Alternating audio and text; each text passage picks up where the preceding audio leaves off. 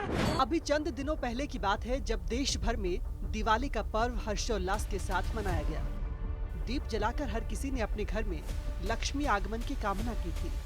लेकिन किसी को कहां पता था कि देश की पॉलिटिक्स भी लक्ष्मी गणेश पर टिक जाएगी।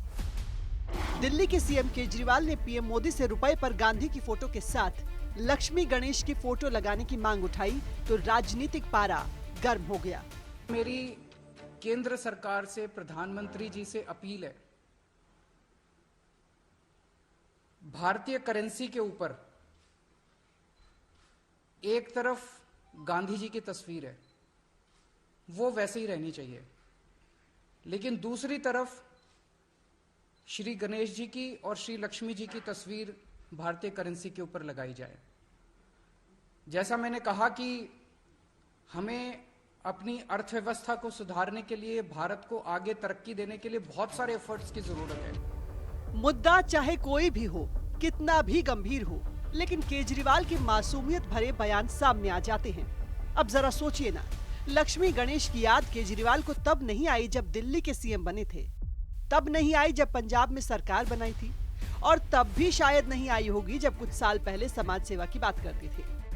केजरीवाल को लक्ष्मी गणेश की याद तब आई जब हिमाचल और गुजरात में चुनाव है। देश की राजधानी दिल्ली पिछले कुछ सालों में कितनी बदली या नहीं बदली, ये हम आप पर छोड़ते हैं, लेकिन हाँ, केजरीवाल को ऐसा लगता है कि कृपा लक्ष्मी गणेश पर ही रुकी हुई है। जी को समृद्धि की देवी माना गया है। गणेश जी जितने विघ्न होते हैं उनको हरने वाला, उनको देवता माना गया है, विघ्न दूर करने वाला देवता माना गया है।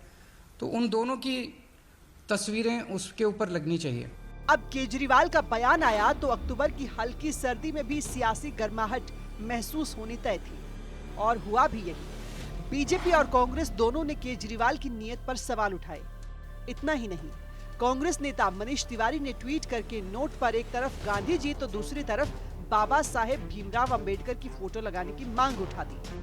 वहीं महाराष्ट्र से बीजेपी नेता नितेश राणे ने भी ट्वीट किया, जिसमें फोटोशॉप के जरिए 200 रुपए के नोट पर शिवाजी की फोटो लगाकर लिखा, ये ठीक है।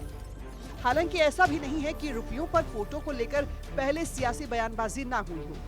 इससे पहले भी कई बार इस पर राजनीति हो चुकी है, लेकिन केजरीवाल ने लक्ष्मी गणेश की एंट्री कराकर सियासत को नई हवा दे दी।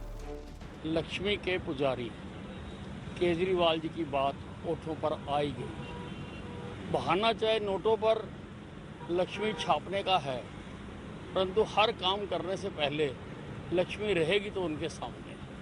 भक्ति इसी को कहते हैं। राजनीति में कुछ भी बिना मतलब के नहीं होता।